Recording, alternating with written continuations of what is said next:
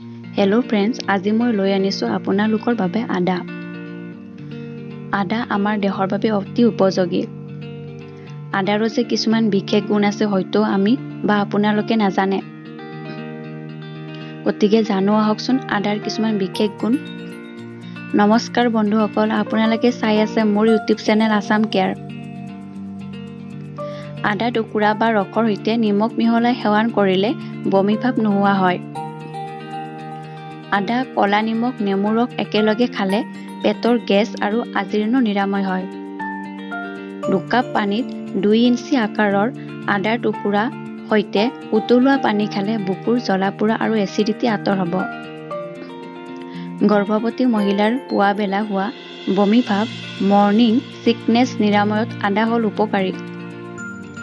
মহিলাৰ মাহেকীয়া সময়ত হোৱা বিষ, ডিছমেনৰিয়া উপশম ঘটায়। বৃহদান্ত্ৰৰ কৰ্কট ৰোগত সুৰক্ষা আগবঢ়ায়।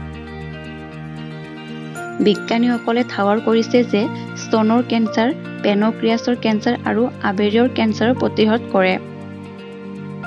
আদাই গাঁঠিৰ আৰু হাড়ৰ বিষও কমায়। 40 বছৰৰ পিছত বহুত মহিলা আৰু পুৰুষৰ দেহত গাঁঠিৰ বিষ দেখা দিয়ে। গতিকে আদাই বহুতো উপশম ঘটায়। দৈনিক 2 গ্ৰাম আদা 10 বাৰ দিনলৈ খালে মাংসপেশীৰ বিষ নিৰাময় হয়। হয়তো বহুতে মেদবহুলতাৰ কাৰণত বহুত প্ৰব্লেমতো ভুগি আছে। তেওঁলোকে আদা ৰসৰ সৈতে নেমু ৰস মিহলাই খালে বহুতো উপশম পাব। আদাই মুখৰ উপকাৰী বেক্টেৰিয়া বিনাশ কৰে।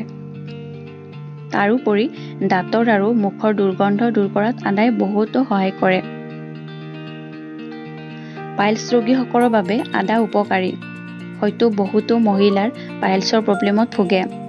আদা টুকুৰা খালে সিহঁতৰ শৌচ খোলসা কৰাত সহায় কৰিব।